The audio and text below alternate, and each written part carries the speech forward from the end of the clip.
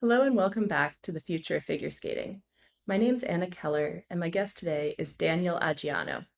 Daniel was a competitive pairs and singles skater for both Great Britain and Italy and competed at the Junior World Championships. He went on then to a successful career in professional shows before becoming a coach and a choreographer.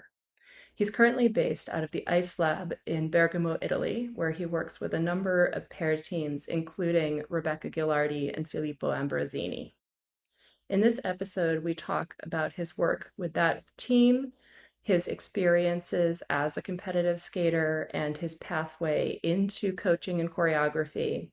We also started to touch a little bit on something that we'll cover in part two of this conversation, his experiences with eating disorders and how that impacted him as a male figure skater. This was a really interesting conversation for me, and I hope that you'll enjoy it as well. So, Daniel, welcome to the podcast. Thanks so much for chatting with me. I'm really excited to get to have this conversation.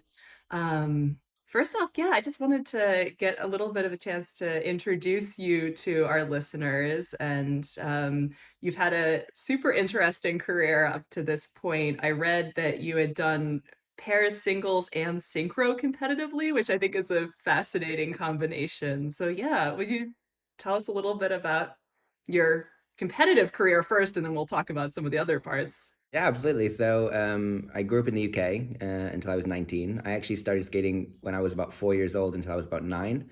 And then I just walked away from the sport, came back when I was 15.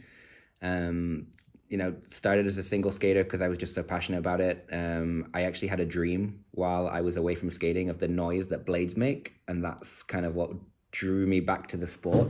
And it turned out that a new rink had just opened about 40 minutes away from my house. So that I kind of got back into skating there, but I didn't actually end up skating there. I actually ended up skating at another rink, which is about 90 miles away from my house. So it was in my last year of high school, driving to and from, skating to be on the ice at 6 o'clock in the morning was definitely hard, driving that far and then having to go to school afterwards. But yeah, so I started competing in singles first, and then synchro came about because in the rink where I was in Nottingham, they wanted to get a junior team together, and that junior team is still actually going strong. It's the Icicles, so now they have a whole an army of teams. They've got right from the babies all the way through to senior level that were just at Worlds. And at a certain point, my coach was like, you're not going to make it as a skater.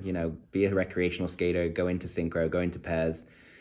And that didn't sit well with me. I was very, very dedicated. I was skating 7 days a week for weeks and weeks at a time just because I knew I was so far behind. And I was training in a very, very high level center where I watched the people who were the same age as me doing a full set of triples. And, I was struggling to do doubles. And I was like, that's not okay with me. I don't want to be told I'm not good enough and you'll never make it. So it really lit a fire under my butt to skate harder and push harder. But then obviously injuries came with that, and I wasn't resting, and I got to the point where I got banned from the rink on my weekends, where they were told they told security that I wasn't allowed to be in there on the weekends, so they would come and kick me out. um, but actually, pairs is kind of what then took me into my career because I was skating in the UK with my partner, who was also half English, half Italian at the time. And we went to do a camp one summer in the Italian mountains just for fun because my partner had family in Italy still, so every summer she'd go back and see the family. And one summer she was like, "Hey, do you want to come and skate?" And we brought some friends with us as well, and we all went and trained up in the Italian mountains. The Italian Federation just happened to be there doing a monitoring session for Nicole Della Monica at the time, who was also a single skater. She wasn't skating pairs at that point. Wonderful Mm-hmm. single skater. She was doing triple lutz, triple toe, so powerful. She was amazing. And at the same time, Stefania Berton was there as well. Again, way before she even had pairs on her radar. It was after she'd done ice dance with Marco Fabri, but she was there as a single skater. So it was quite surreal. And the Italian Federation just said, "Hey, like, we need a pair. Would you be interested in coming and skating for us?" And at the time, we were advanced novice, which didn't really exist then. In those days, it was just novice. Um, we were just starting to do overhead lifts, just starting to work on throw doubles. So we went back in September with our coach to do a national test. And they didn't want us. They were like, "No, you're not quite high enough level, like come back when you're junior." And we were like, "Okay, no problem." And then the following season, so the season starting 2006, in the summer, my skating partner, her dad was down in the job that he was doing then was relocated to Italy. And the choice came, do you want to stay in England and skate in England, or do you want to come over to Italy and skate with us? And obviously I was 19, moving to another country. And I am half Italian, half British, but I didn't grow up going to Italy. I grew up only being in the UK. I wasn't so close with my Italian family. And it was daunting. And I was like, I'm stupid if I say no. Like the opportunity to go and live in Milan and skate for Italy and, have the option of, chasing the Olympic dream. It came. And so at 18, I packed some boxes and a bag and moved to Milan on my own and hated it. I lasted about I got there in August, and the end of October, beginning of November, we went back to the UK because originally we were still going to compete for the UK. We hadn't decided yet. We went back to the UK and did a competition that was a qualifier for nationals. And at that point, I didn't really want to go back. I wasn't happy because I was living so far away from Milan in my partner's house. I didn't have any freedom. I couldn't drive at that time. All I had was skating and nothing else. And as a 19-year-old, I wanted to have friends. I wanted to go out and enjoy my life. And it was tough. And so I went home and I was upset. And I was like, no, I don't think I want to go back. And then at this competition, there was some judging errors, let's say. We were third after the short program, and an hour after the short program, they put us to fourth place. There had been a technical error in the input of the elements. We were like, fine, no problem. The issue being that we were the only team that wasn't on the British squad at that time, and we'd beaten one of their forerunners. So I was like, okay, it's fine. We'll skate better in the free. So in the free skate, we beat them again. We were third after the free skate as well. And then 5 minutes before the presentations, they switched us again. And I was like, ooh, I'm done. See you later. So yeah, at that point, I was still skating synchro as well. So every 2 weeks, I was flying from Milan back to Nottingham to skate. Because in those days, with like low cost flights, it was 10 to 15 pounds to be able to fly home. So at the time, I was the team captain, the choreographer, and the assistant coach of the team that I was skating on. So yeah, so they would send me videos and I would watch them and give them corrections, and then I'd fix it when I went back, and it was going backwards and forth. And then that season, the 2006-2007 season, we actually had Junior Worlds in Nottingham for synchro. So obviously that was our home rink. So we were, working really hard to be able to compete at Junior Worlds in our own rink. And again, some judging choices put our team in second place by 0.03. We had a competition where there was no technical panel. There was no controller, no specialists there. They videoed it and sent it to Finland. And at that time, the technical controller was the wife of the coach of the other team. And they gave us a fall in the short program that didn't exist. And they couldn't show us where the fall was. We had it videoed from 3 different angles. We fought them, we took them to court, and they couldn't actually prove where this fall was, because obviously with that fall, we would have beat them by 0.97.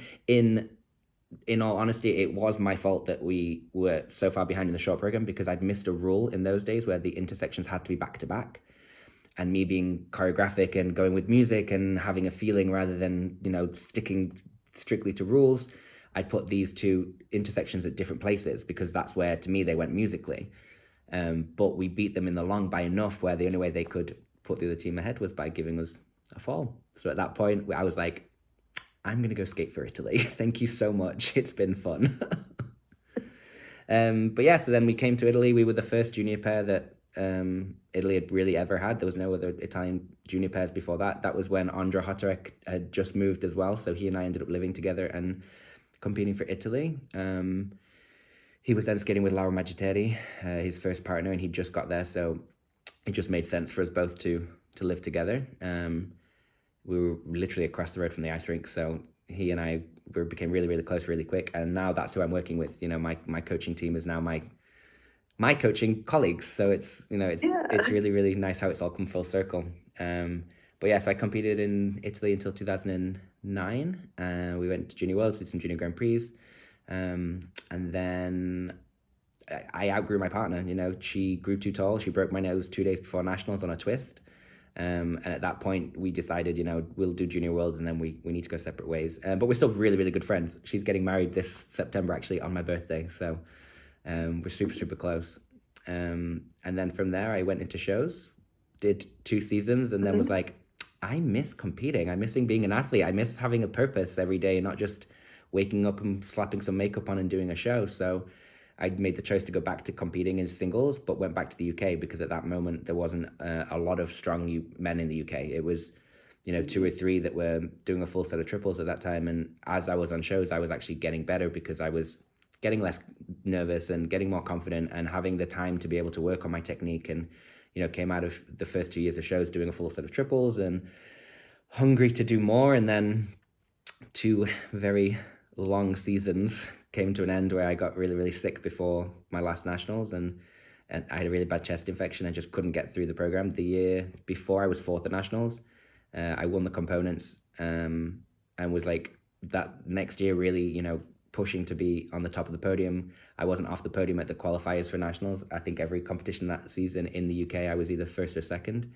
And then came to nationals and was just sick. I had a really, really bad chest infection that started the week of nationals. Like, had a nebulizer by the side of the ice before the short program, was, fighting through it, and they put me in last because I popped the triple Lutz into a double Lutz, and I was like, okay. Didn't want to do the free skate. I had a change of coaching at that time, and they were like, no, you're going to do the free skate. Like, you owe it to yourself to do the free skate. And so I died my way through a free skate, actually skating to Black Swan, and it was my swan song because at that point I was like, I'm done. I can't. Like, I miss getting paid. So then I went back into shows and did them until COVID. So Wow. You can really see how determined, though, that you are as a person. I mean, just to starting, to skate seriously at 15 that's so late for a competitive skater. And I was the size I am now as well. Like, I was very, very big for a skater. I'm only 5'8.5". I'm 173 centimeters, and that was one of the reasons why they told me that I was only going to be a recreational skater, because I didn't have the shape of a figure skater. Growing up as a kid, not doing any sport, I obviously didn't take care of my body. I was very much lazy and gluttonous, and didn't see the need of taking care of my body, looking after my body. And it wasn't until I got into skating that then I realized, okay, you're out of shape. You can't do this seriously and get to the level you want to be at if you're I was overweight. It wasn't that I was just a little bit curvy. I was overweight, and it was at that point when I had ballet teachers wrapping me in cling film to do off ice, and turning up the heat in the room, and doing Pilates, and doing a lot of hot yoga, and doing whatever I needed to do to lose the weight as quickly as possible. And it wasn't healthy at all. And that's where as I mentioned before, I had a really, really a hard relationship with food and eating disorders, and not enough people talk about it, especially men. We get it a lot from the girls and from the women of skating and other sports, that they're expected to be a certain shape and a certain size, but a lot of guys go through it as well. And like, that was one of the funniest things living with Andre, was that he's so naturally muscular and had such a quick metabolism. And I'll never forget one Christmas, he got given like a catering sized tub of Nutella, and he would sit and eat it with a spoon, and I would be sat there with like a stick of celery going, oh, can't have any more, I'm full. And he'd be there just like eating this Nutella, drinking regular Coke, and then he'd still have like an 8-pack and go in the next day and do all his triples. And I'd just be like, it's a good job we're friends. That's all I can. yeah. Yeah, the pressure, I mean, both there's the aesthetic side of things, but then there's also just that um the technical piece of being able to do the jumps, and the technique that is most commonly taught is so reliant on being light that that's yeah, it puts so much pressure on people. Absolutely. And growing up, I had a very traumatic childhood. It was not easy by any means. We can talk about that a little bit later when we talk about some choreography stuff. But food was an outlet for me. It wasn't. It was therapy. As a teenager, I was suicidal many times. I ended up at 13 having a child psychologist to try and deal with all the issues that I was going through. Coming out, as gay at 13 was, very young, but I knew it from a very young age, and it was not something that I was willing to hide, because it was who I was. And, I'd never really felt attracted to the opposite sex. And I didn't know where to fit in with that. And then, dealing with the fact that, I'd had a very traumatic past and I didn't really deal with that at the time either. And then, trying to take your own life and having suicidal thoughts at that age while dealing with puberty, while dealing with adolescence and peers. And, I lost all of pretty much 95% of my male friends when I was at school, when I came out as being gay. And it was like I hadn't changed. I was still the same person, and I was one of those social butterflies that could fit in with everyone. I was friends with the sporty kids. I was a musical theater geek. I loved to sing, and I was a performer, and I performed every year at school. And that was my first dream, was to be on the stage and to be famous and be a singer. And then my going through puberty, my voice obviously changed, and I ended up working with a singing teacher that just destroyed my vocal cords during that very fragile time. And that just wrecked all my confidence, because at that point singing was my release. Singing was my performance. That was how I dealt with all the issues that was going through my life. And that's when skating came along. And like I said, I remember so specifically having like this recurring dream over and over again of the noise that blades make on the ice. And the thing was, like, so I must have quit skating, 1999, like 2000.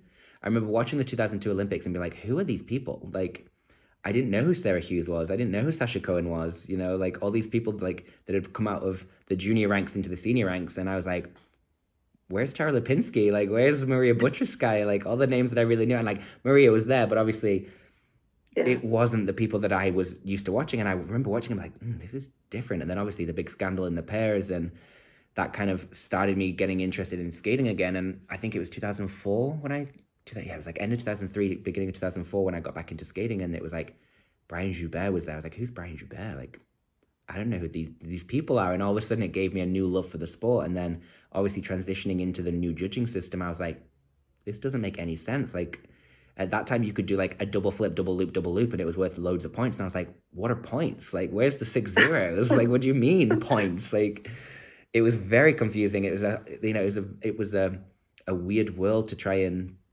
navigate through, because coming from the 6-0 system, we all knew 6 meant you were perfect. If you were in the 4s, it was okay. If you were in the 5s, it was great. And it was, at those days, plus 3s. And the coaches didn't really get it because it was so new, and the judges didn't really get it, and the skaters didn't really get it. So it was like, it was a very, very weird time to transition back into skating. And it was a completely different sport all of a sudden, like having to hold revolutions and spins. I was like, what do you mean? You just do a spin and move on. Why are you counting revolution? I didn't even know how to count revolutions, never mind having to like make yourself do them and all these difficult variations. And I was like, I wanted to be flexible. I remember, as a kid in the rink, I came from a rink that was a third of a size of a full-size rink. So it was very, very small, but we had such talented skaters. A lot of the skaters went on to nationals. They went on to work with Disney on Ice and Holiday on Ice and cruise ships. And I remember watching the girls skate, and they all did these laybacks. So I was like, I want to do a layback. So I learned how to do a layback. And, it helped me when I was older, because then as a single skater, when I came back after doing shows for 2 years, I looked at the rules. And in the short program you had to have a flying jump, and I was like, okay, I can do a great flying camel, I can do a great flying sit, but then you had to have the opposite spin for the one position spin. And I was like, well, I can't do a level 4 change foot camel spin, but I can do a level 4 flying layback, so why don't I do a flying layback instead? And it was the weirdest thing for so many specialists. Like, I'd do it in practice and they're like, is that a flying upright? And I'm like, no, it's a flying layback. And I had to explain to the specialist what the rule was, and I was like, surely you should know this. Like, this isn't my job to explain. And I remember the most vivid one was the Cup of Nice. It was my last ISU international as a senior skater. And in the warm-up, they were like, sorry, the practice man, they're like, what are you trying to do here? And I was like, a flying layback. And like, well, you only have 2 revolutions to get into a layback. And I was like, yes, thank you so much. Watch. Yeah, it's okay. I've been doing it for the past 2 seasons. It'll work just fine. That's one of the things that it's so hard sometimes about the IJS, I think, is that, anything that is like doesn't neatly fit into one of the boxes, or even, even if it is allowed under the rules, if it's not the familiar things, people are often just so confused by it, and that definitely can stifle that creativity. But I love that you were doing the layback, and that's just, it's one of the things that I still think is so we're lucky, I think, in skating in a lot of ways that the rules are pretty similar between the men's and the women's discipline, but the fact that women are required to do laybacks and men aren't, I always still find that as one of the like vestiges of sexism in the rules. Absolutely, and like it actually happened at the time when I was like working through the test system in the UK. At a certain level, it's like the boys had to do a 2 foot cross foot spin, and the other option was a layback, and it was for everyone. You could either do a 2 foot cross spin or a layback, and but the girls were expected to do a layback. There was no, for the boys it was layback or 2 foot. I couldn't do it, and I was like, I'm just gonna do a layback. Like that makes more sense to me. It's easier and it saves me learning a different spin. I mean, nowadays you kind of it's one of those spins that a lot of the boys do because it's an easy feature to get. But I was like, I'm gonna do a layback. Like why not? It's one of those things. I think there's a beautiful layback spin. I think is so impressive. It doesn't matter if it's male or female. It's just if you think of like the cutouts that you get of spin movements, a layback is so beautiful to look at. It's when you have a beautiful like Sasha Cohen layback with that beautiful extended free leg and the beautiful arms and that beautiful arch in the back. It's a pinnacle of figure skating, and it's a shame that now with all the difficult variations and the changes of position and the Bielman and the holding it for 8 and the side by. I hope this year that some of the skaters take the opportunity to use, if these new rules go through and the choreographic spin does go in, just do a beautiful layback. Like a Lucinda Rue layback that just spins and spins and spins, and it looks effortless. I think we're missing it.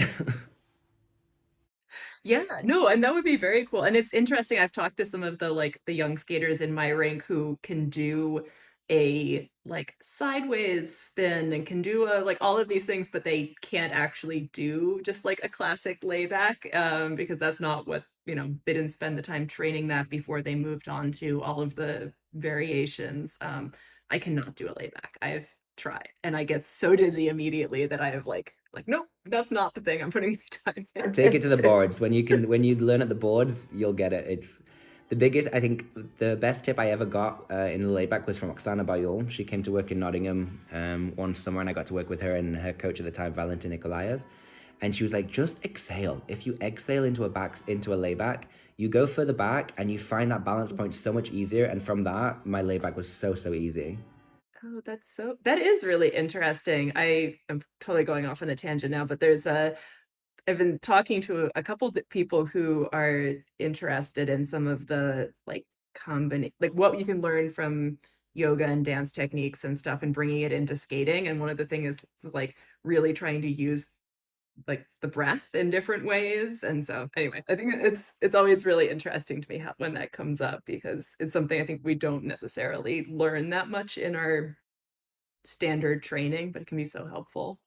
And as I mentioned to you earlier, these last few days I was up in the Italian mountains working with Carolina Kostner, and it was hearing her plethora of knowledge in skating. Not jumps, not spins, but just skating. Her like she was telling us, I was there with Rebecca and Filippo, the main pair that I work with, and she was saying, when I was world champion, I already was a world champion, but I wanted to be a better skater. And it wasn't anything to do with jumps. It wasn't anything to do with spins. She's like, I wanted to be faster. I wanted to be smoother. I wanted to be, so much better, like in every other aspect of skating. And so she learned a lot of control on her boot and her blade and what her foot was doing and how she was doing things. And that really, it kind of set off a light bulb in my head because it comes so naturally once you've done it for so long of where your foot placement is, what part of the foot you're putting energy on, and how we push. Like in a rocker, where do you put the energy as you're turning? Do you put it towards the front, towards the back? It all depends on which rocker you're doing. But we, as skaters, we don't necessarily think, okay, now I'm going to put my weight on the front of the skate to turn a rocker. You just kind of do it. And hearing her say that, she was like, there was times I was injured and I couldn't jump, so I just went and worked on my edges. And I was like, that was my therapy when I was competing. If I was having a bad session and I couldn't jump, there are days when your body just doesn't want to do what you need it to do. I take myself off to the red line in one end and just practice my turns and do some figures and just find my zen just by repetition of that. And it's something as skaters I think we take for granted a lot, that it's feeling. We just do it because that's how we've been taught, and it's not really feeling. What is your blade doing? What is your foot doing inside your boot? Is is the pressure in the right place, or is the boot just attached to your foot? And that was something to me that I was like, yeah, I never thought of that, because it came very naturally to me. I wasn't a talented skater, but I was a very hardworking skater. So I just worked until I understood the biomechanics of skating. And I think that's really helped me in my coaching career as well, because I can explain what I felt when I did it. And I can see the mistake, because I still remember the mistakes that I was making and the corrections that I was getting. So a lot of the time that helped, not so much as someone who was younger when they were learning their triple jumps and their harder spins and things. I remember learning a change of edge spin. I remember learning a cannonball spin. I remember the feeling of first landing my triple and being like, oh my God, that felt like a double. What do you mean? Like all this work and bruises and hematomas for nothing. It was so easy. It's amazing the things that when you have the experience of doing something and then you try to understand it more intellectually and then bring that back into doing it, and goes, that it's that back and forth, that you can just keep learning in so many ways. I love that part about skating, honestly. I think, and this was something that I've noticed with Carolina. I've had the opportunity to work with her a few times over the last few months, because here at IceLab we're an ISU Center of Excellence, so we have a lot of seminars and camps. And she came a couple of weeks ago to do the art of skating, which was basically working with a few different moderators and skaters and off ice moderators as well. I did the history of figure skating quiz that I made. It was so much fun. They had no idea. It was great. These skaters that are skating at top level, couldn't tell me who the first person to ever land a quad was, or the first woman to ever land a triple axel. And I was like, oh my God, what are you doing? Like, you should know these things. It's basic knowledge. But that was something that I really, really appreciated from Carolina. And, we had Luca Lanotte here as well. And you can learn from anyone.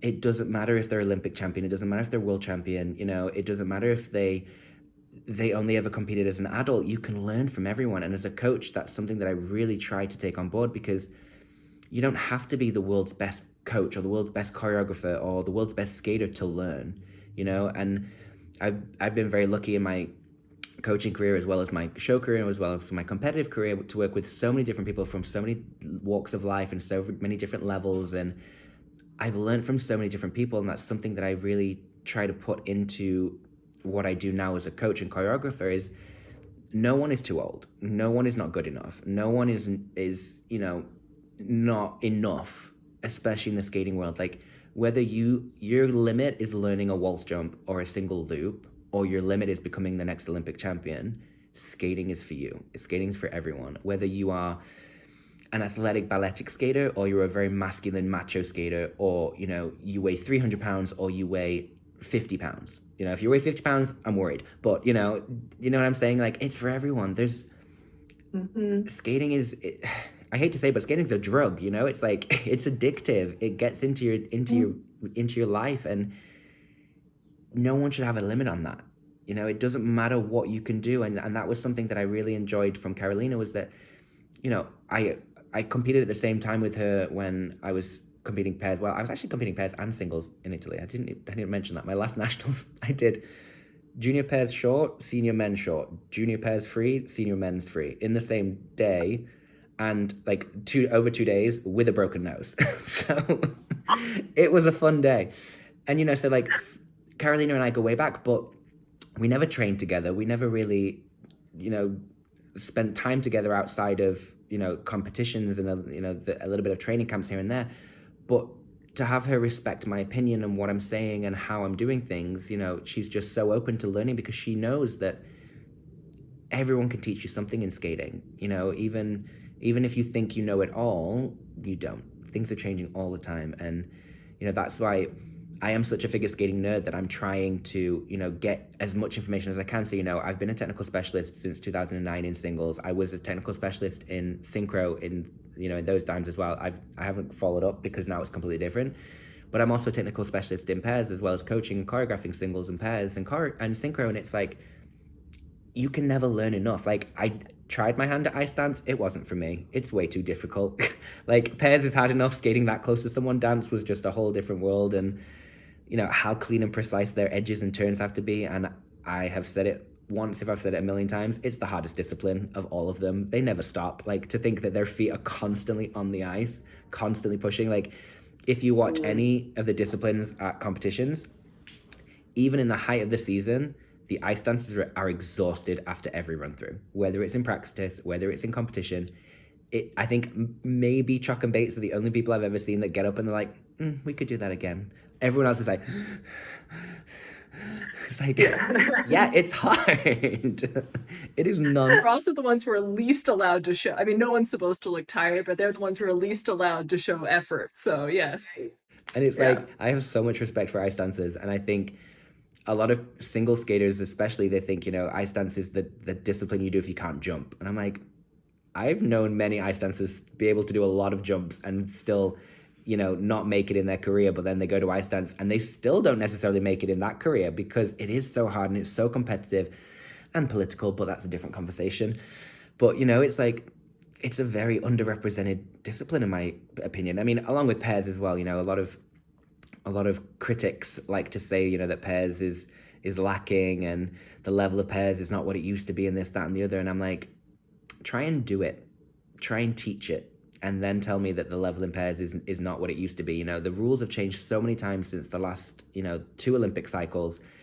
It's not the same sport, and obviously a lot of people are saying, yeah, well, pairs is missing the Russians. I'm like, yes, I do agree. Having seen the Russian competitions that they're holding, the level there is very different. I will, be the first to admit that, but it's also opening up the doors to all these smaller countries who have never been able to crack the podiums because there's always been this Russian dominance. And it's like if you look at the talent pool that they have in Russia and the funding that they get and how it's so military and how they make all these great pairs, of course it's going to be very, very difficult for these other countries to compete.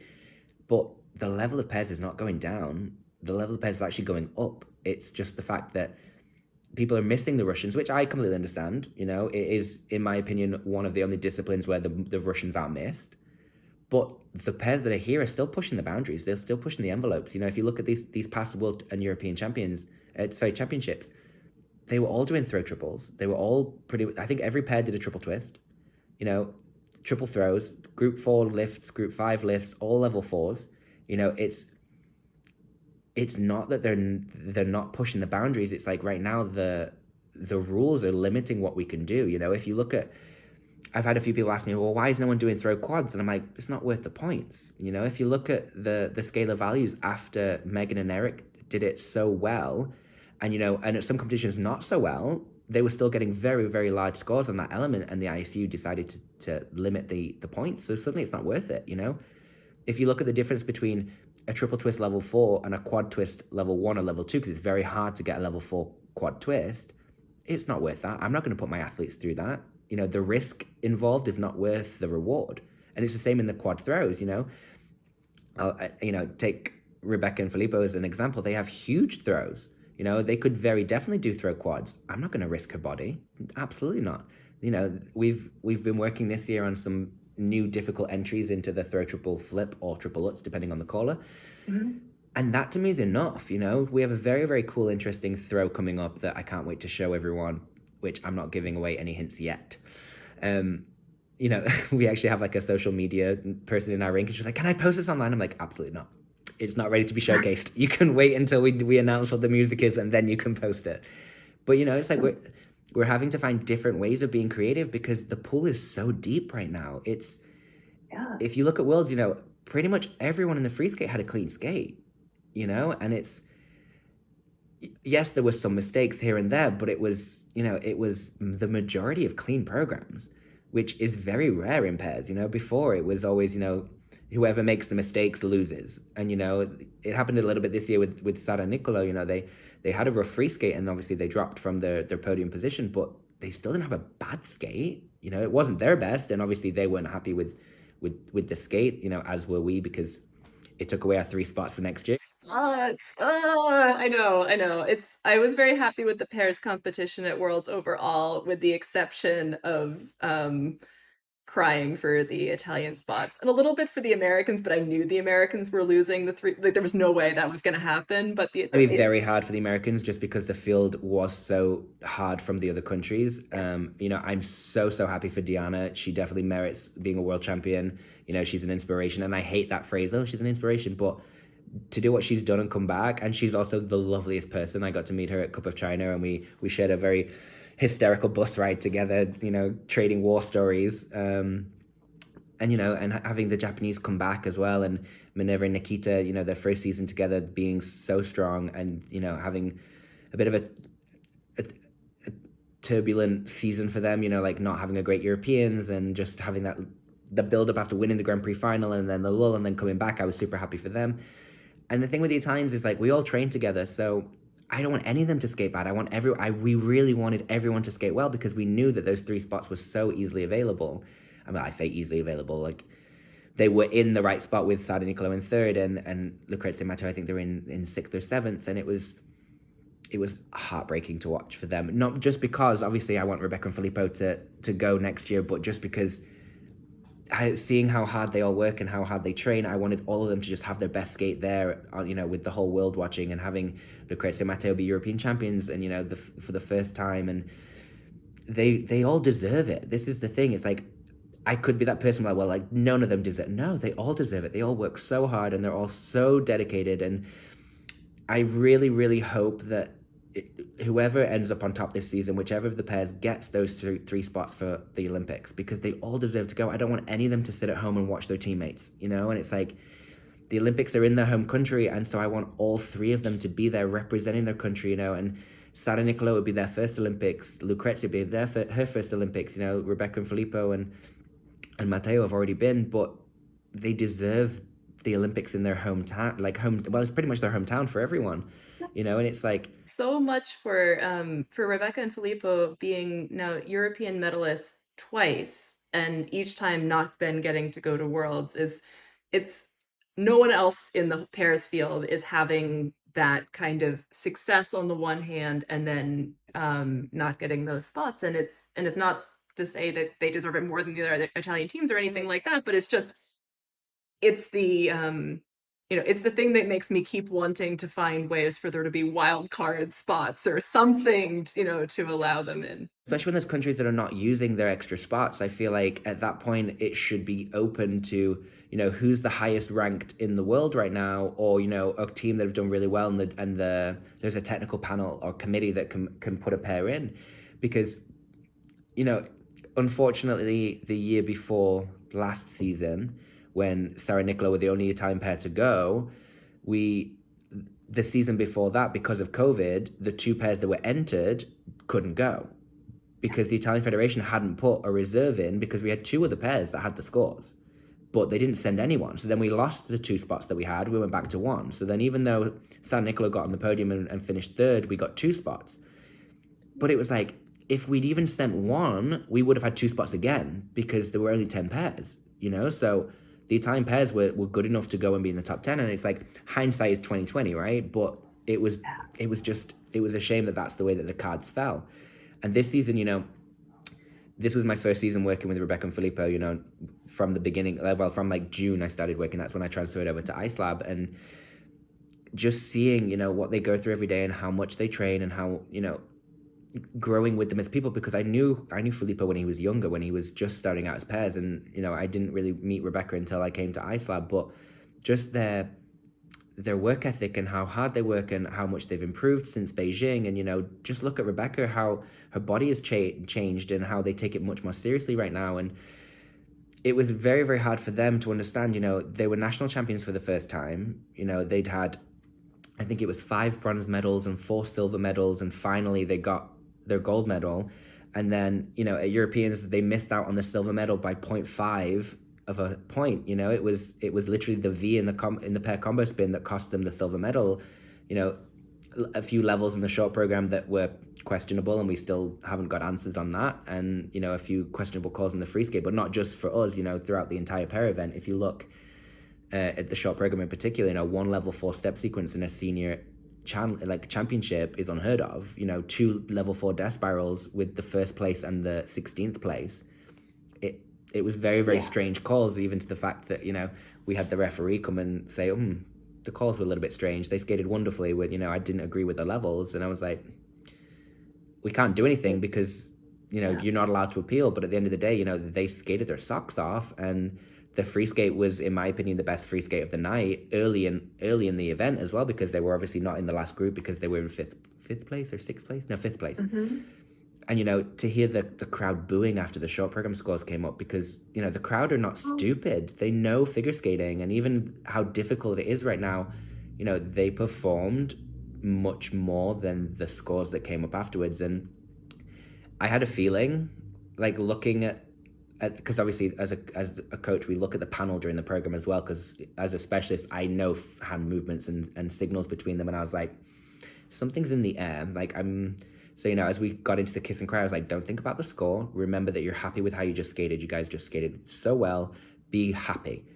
And the score came up, and you could, if I don't know if you saw my face in the kiss and cry, but I was like, okay. Mm.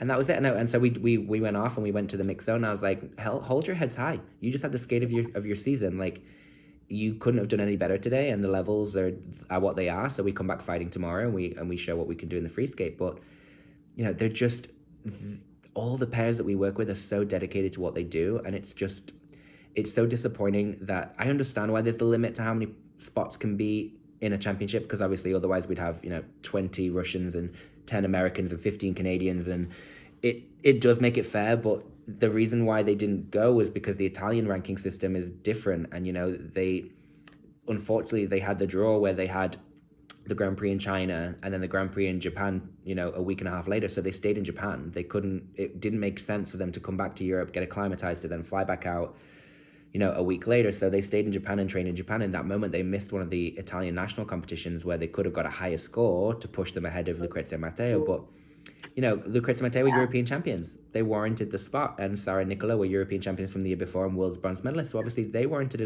a spot as well. So it was a shame, but it lit a fire under my butt, which is now lit a fire under their butt, to get them, hungry to go and compete next year, because they can't be in second place. If they want to go, they have to be the best Italian pair, and it's going to take a lot of work. We're working with Rebecca every day on her jumps because her jump technique is not great, and already her triple sal is so much better. She has much neater air position and much more control. It's much more consistent, but it's taking her working every day off the ice on a harness and a rotation machine, and getting the jumps under her feet. And so, I could see her determination in some of the like the at Europeans, the way, she was landing those jumps, and I'm thinking that is pure will to land those jumps, that there's, that the technique was not working in her favor, but she was fighting so hard. But is that from her early just learning the jumps with and not a great technique? when she was younger, she actually had quite good technique. She comes from a skating school that had a lot of good skaters, including Nicole Della Monica. She came from the same skating school, not the same coaches, but the same school. What happened, I think, was as she started to do pairs, obviously the focus wasn't on the jumps. So, she wasn't training the jumps every day for hours at a time like she was before. And it's very easy as you grow to then change your technique. And, like I said before, if you look at the difference in her body shape between Beijing and now, she's slimmed down so much. She's in such better shape. Like, even just in her face, you can see that, she's grown into a young woman now. So it was a lot of change. And the thing that I didn't understand was, like, her throws are beautiful. They're huge. Like, she has such a nice rotation position. And I was like, what are you doing in your jumps? Like, do what you do in your throws. It's the same feeling. And the thing was, I think for her as well, and like, hearing judges and hearing journalists and hearing people who run podcasts and YouTubes saying, well, they're a nothing pair, and, well, she can't jump. And I'm like, have you seen their throws? Have you seen their lifts? They have some of the strongest throws and lifts in the entire skating world right now. A jump is 1/2 elements. Like, okay, so she doesn't have great technique right now. It's like, but watch and learn. My goal was to fix this triple sal this year. And we're in, May? We still have a few more months to get everything even more consistent, and we're working on triple toe. And I just hate, I reached out like just before Worlds to a few different podcasts because I was like, they need some exposure. Like people don't know who they are enough. They're fourth in the world, and to hear people say, "Oh, well, they're a nothing pair." Why would I have them on my podcast? And I'm like, they're fourth in the world. What do you mean a nothing pair? Okay, they're not Diana and Maxim, but at the end of the day, they're still ranked number fourth in the they're fourth in the world, and that's without going to Worlds. So it's like you can't take away from them the fact, they are Olympians, they are European silver and bronze medalists, they're now national champions. I was like, it kind of brought me back to my career in a way because I was like, okay, watch. I love a challenge. Like, tell me I'm not good enough, and I will prove you wrong over and over and over again. It's happened so many times as a choreographer. It's happened so many times as a coach. And I haven't been coaching full time for very long. I started coaching full time really in 2020, just after COVID. And that was when I went to Luxembourg and was in Luxembourg for 3 years trying to build a higher level skating school there. And it was there where I was told, you'll be a good coach one day. And I was like, what do you mean one day? To have a head coach say that to me, I was like, that doesn't sit well with me. That isn't telling me you want to help me develop my skills and get better as a coach. That's telling me that I'm not good enough, which is fine if that's your opinion, but my results speak for themselves. And it's like I'm very much a believer in let my work speak for everything else. And it's like in the time I was there, I built the level up throughout all the levels, the recreational level, the competitive level. We introduced skaters to a lot more international competitions. We had more girls doing double axels and rotating triples than Luxembourg had ever had since Fleur Maxwell back in 2006 and the early 2000s. But they didn't want to change, and at that point I was like, well, I can't help you if you don't want to change. Your way is not working. There's a reason why there hasn't been an Olympian from your country since 2006. So if you want that to be the future, you're going to have to listen. And I was very fortunate to be there with my best friend Agnes Zawadski, and we have experience. We've done it. We've been to the top level of competition, in our respective fields, and we did shows. We know, what judges are looking for, and as a technical specialist, I know what panels are looking for, and it was hard to battle against, people who do not know my sport and not know, the level of knowledge that I know throughout the sport. Because like I said, I'm a skating geek. Like I can absorb as much knowledge as I can and still want more. And it got to the point where I was like, I can't do this, for my mental health and for a lot of other reasons. I was just like, this isn't working for me. I can't battle the people who are supposed to respect me and let me do my job. So it got to the point where I got offered a job in Italy to go to Enya and Young Goose Academy, and I grabbed it with both hands and ran as far as I could and never looked back, to be quite honest. Well, and I mean, I think it's such a great thing that you're now in a position where, like you said, that you've come kind of full circle from your own experience as being, an Italian pair skater when the discipline was really just kind of getting started in the country to now being, an IceLab with training with some of the top teams, having you working with some of the top teams in the world and having that environment is really great. And, as you're saying about with, I think some of the ways that Rebecca will get disparaged, I will see that from a lot of sort of the pundits of skating that this happens with especially female skaters if they show any weakness especially any weakness in their jumps. There's this tendency to just assume that it can't be fixed, that it's not going to, it's not going to get better. And I think that that goes with this sort of bias toward it's better to pull it's better to pull a girl out of singles who's got all of the get all of those jumps, and then of course you could become a pair skater. Whereas with male pair skaters, the assumption often is that they're getting better with age, and so there's a bias there that I think some people say some of that stuff about why there's age gaps and all of this with good intentions, but there is that thread that the sort of that really is based around all of the same dynamics that make us have prepubescent girls get held up as the the ideal standard, and the assumption that you can't get better after a certain point. So it's great to see people who can prove that wrong. Absolutely. And the thing is, like, it's not easy to change your technique.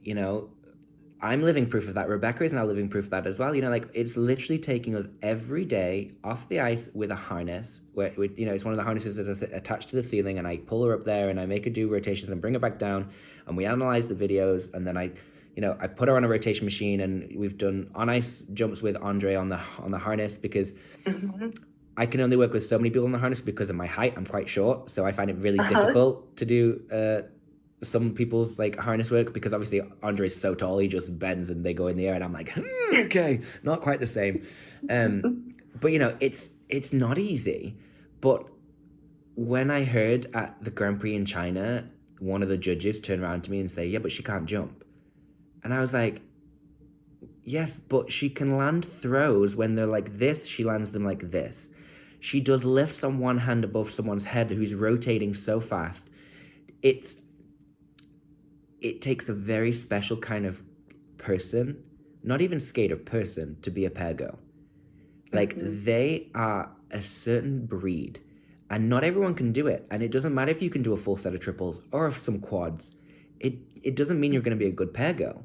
Because not only do you have to work on your own, you have to work with a partner, you have to trust your partner, you have to be thrown around, you have to be lifted, you have to put your life in someone else's hands and do it willingly. And, if she could do a triple Lutz, it wouldn't matter to some people because she can't jump.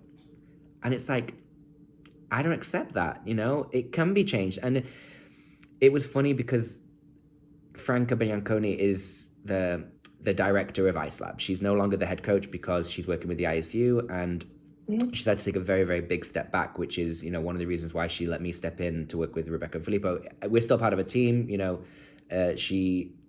she doesn't coach, but she's there as, how can I say it? Like, not even moderator. She's there if I need anything and if the other team need anything. So there's a few of us that work with Rebecca and Filippo. But, that was something she was like, I'll be really impressed if you can change the technique. And I was like, challenge accepted. I was like, it needs to happen. Like, if we want them to be beating all the other pairs in the world right now, we have to change this technique. And, so now she's working on the triple toe and it's getting closer. It's not far off. Like, I think one more month and it should be there. But it's like, what are we missing from these other pairs? This is what I did, during Worlds. I was sat there and I was writing notes and like, what are we missing? I was like, right, these teams are faster than us. We have to work on basics. These teams have more transitions. We need more transitions. I was like, the thing we're missing the most is the wow factor that other pairs don't have. So this was me as a choreographer coming in and thinking, right, how can we make this the best short program they've ever skated? Because last year the short program was weak. We're all on board with that. It was weak. Compared with what they did in the free skate, the Dracula program was so much stronger and so much more memorable that if you ask specialists and controllers, oh, well, did you like the short program? They say, well, what was the short program? That's not okay. If you don't remember the short program, you're missing half of your job. So, we took it to the drawing board, and I've been very fortunate to be given the privilege of choreographing the short program for them this year. And I said to them, I was like, right, I'm putting me onto the ice because that's what I know, and this is how we're going to make it work. So we sat together and we decided, on the music and what the theme was. And all I'll tell you is it's a tango. That's all I'm going to tell you for now. It's not ready to be released. And it's a little bit of an homage to my past and bringing to light the importance of showcasing and making the public aware of domestic violence against women. And it was something, like I said, it's very, very personal to me. And I explained my story to them, and I explained, the trauma of growing up with no parents because my father actually killed my mom when I was 9. And as we were discussing the ideas, I was like, right, this is what I want the story to be. I was like, you're going to watch the video where this comes from, and you're going to tell me what you see. And then I'm going to tell you what I see and how we're going to portray that into the story. And it was very much a natural process of just, creating and building and bringing that character into both of them. Because, they're so good at acting and presenting and performing that I was like, this has to be a natural performance. This can't be a forced performance. So I need to explain to each of you what you're feeling in the moment as we do each part of the program. And I think last year, especially, the thing they were missing was the musicality. They they just skated a program. You could literally put any piece of music on, and you wouldn't necessarily know that it was the ecstasy of gold they were skating to. And I did try, because I ended up working with a few transitions that weren't working after Luca Lonate choreographed the program, to input that, but it was too late at that point. They had the program, so you can't really build a program and then add a story in. The story has to be built in as you're building it. And this scene where this music comes from, at the end of this scene, the woman dies. She's actually killed by the partner that she's dancing with, and they hadn't seen it. They didn't realize. And I was like, you didn't see the part where he literally like motions to breaking her neck or slitting her throat, and she falls to the ground. And like, oh well, no, we watched the whole movie. And I was like, that's it. You've missed the notion of where we're going with this. And there's a few moments throughout the program where he has his hands on her, and it's not in a loving tango moment which is romantic and passionate. He literally has his hands around her throat in certain points, and he grabs her and he throws her and he moves her, and he just, I was like, this is what you need. You have to tell this story. Like, we have to step out of the comfort zone of the box of what you've done in the past, and you have to make people, and this is what I like. For me, I was like, you have to bring this awareness to people. Skating is going to make people intentionally a little bit uncomfortable. Yeah, exactly. And it's like, when people skate tangos and they skate in general, it's always romantic and it's nice and it's pretty and it's this, that. And I'm like, no, I want you to make people feel uncomfortable but impressed with what you're doing. The story can't take away from your elements. They're highlighting, and they're almost showcasing the elements even more, because there's a story from that very first piece of the very first note of the music to that very end position. You're telling a story all the way through it. And I was very lucky this last week I was, and this was the thing, last week when I was with Carolina, Laurie Nickel was also there choreographing with some of the Japanese skaters that work with her, and she saw sections and she was like, wow. She was like, it's out there, but it's impressive. And I was like, to hear that from Laurie Nickel, it's like, I've been underestimated so much in my career, and so many times with what I've tried to do, and I've been copied a lot as well, which it's the highest form of flattery, but at the same time it's being done by choreographers who have got much bigger names than me. And then it's like, why is my work being replicated and nobody really knows who I am yet as a choreographer? And it's like, this whole starting at the boards and ending at the boards and touching the boards, I was like, I was one of the first people to do that. If you actually go back to the 2021, no wait, what year are we in now? Not the last season, the season before. If you go to the Junior Grand Prix and find the Luxembourgish skater Iselin Heban, she started her program underneath the judges at the Junior Grand Prix. And she doesn't have a lot of jumps, so people didn't pay attention to the jumps. But when the next season I saw, the dancers were all touching the boards, and some very big choreographers were using the boards at the beginning, in the middle, at the end. And I was like, I'm not saying I started it originally. I know that David Wilson did it in the early 90s at the end of a program, but no one had done it for such a long time. And it came in, we were telling the story of this girl who was looking for peace, and in the program, at the end of the music, you hear all these voices and they're saying peace in all the different languages of all the club skaters that we had in Luxembourg, because it was a plethora of expats and people from all these different countries. So I came up with the idea of, why don't we have all the kids saying the word peace? And obviously the war in Ukraine had just started as well, so the second to last voice you hear is actually in Ukrainian. And Iselin, bless her, she was like, I don't want it to be political. And I was like, but skating is political, whether you want it to be or not. I was like, until you explain the story, people are not going to know it's it's an homage to Ukraine. But you need to have that Ukrainian word in there, so that when the Ukrainians hear it, they know that you're thinking about them. And as we were making the program, I had the idea of her standing underneath the boards, like she was hiding from the bombs that were dropping. And then she came out and she touched the boards and she did this whole choreography with the boards, and then she pushed herself away.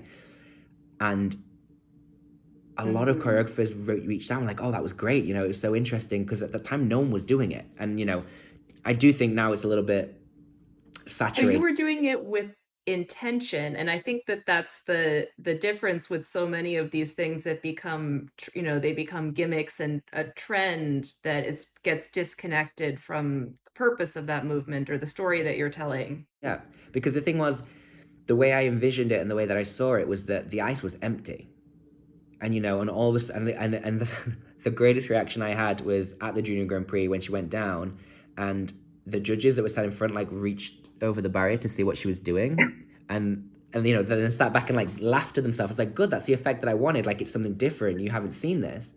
And then to Pick me, them up a little. yeah, exactly. And they were a bit like, oh, she's very close. And I was like, that's okay. But she didn't go into their space. She stayed on the ice side, but she touched the boards and she did some choreography with the boards. And it was very much, I wanted the ice to be empty because there's all that space. And we always use the same space. We use the middle, we use the ends. It's never a case of, why don't we leave the ice surface empty and then create something that grows? Because as she moved away from the boards, the patterns got bigger and everything got bigger. But of course, she didn't have triple jumps. She didn't have a clean double axel, and at that Grand Prix, I think she did one clean jump out of everything. I think it was an absolute disaster. And so people didn't see her as, oh, well, she's good because she can jump. It was like, well, she's a really good storyteller. The season before we did Cinema Paradiso, and she did a dress change at the beginning of the program. And everyone was like, well, why did you do it at the beginning? And I was like, she comes on in a pink dress, and the dress becomes black and white because she steps into the movie that she's trying to tell. And it's like, once I explained it, people were like, oh yeah, that's actually really a good concept. But why was it not told more? And I was like, we actually wanted it to be where at the end of the program, she went back into color, but the dressmaker couldn't make it happen. It was too complicated to have one dress underneath another dress underneath another dress, which I get. It was very hard as it was anyway. But, she had to tell this story, and we got some really great feedback about that program as well, because at a certain point, towards the end of the program, she stopped right in front of the judges, and at quite a few of the competitions, the camera was right there that was recording. So she came and she looked right into the camera, and then she went off and did her layback spin. And it was just, I've tried so hard to always be very original and try to do things that are not being done. And it's very hard to do and be recognized for it when you don't have a name. And I was lucky enough to work with Benoit Richaud a few years ago, and that was one thing that I said to him. I was like, how did you get this name? And he's very talented as a choreographer, but he said it just worked out at the right timing. Everything was timing. And it's, I've heard this from so many top level choreographers, like, your time will come, you will get that one person who's a name that will then create your story as a choreographer. And a lot of choreographers are just choreographers, so that is a hard thing for me, because I love coaching so much, and obviously being a technical specialist as well. But choreography for me it's a natural process. It's something that it just happens so naturally because skating is in my veins. It's not something that I had to learn. Even as a single skater, when I was competing, as an overweight 15-year-old, I was choreographing my own programs. It's always, coming from that musical theater background, musicality is in me. When I hear a piece of music, I don't think, oh, what a lovely piece of music. I hear it and I see what could be done on the ice, or, in natural dance, or, yeah, it's hard, because I think being so competitive and so willing and so dedicated and so passionate, I always want to do more. And sometimes I have to kind of take a breath and look back and just think where you've come from. For people telling you you're not good enough skater, you're not a good enough coach, you don't know what you're talking about, to now being lucky enough to work with some of the best pairs in the world and getting to choreograph from them this year, and having the career and the show career and the competitive career that I did have. It's, like I said, hindsight's wonderful when it's 2020. So we're ending part 1 of the conversation with Daniel here. Make sure that you also go check out part 2, where we get into more of Daniel's experiences with eating disorders, as well as talking about potential rule changes in the sport. If you want to follow Daniel on Instagram, he's at Daniel Aggiano777. The Future of Figure Skating is at Future FS Podcast at Instagram and on Twitter. You can also send us an email at fsfuturepodcast@gmail.com. Thanks to Yvonne Daniluk for editing with this episode. Make sure that you're subscribing both on YouTube and on your podcast platforms. Liking, leaving comments, rating us, all of those things help to spread the word.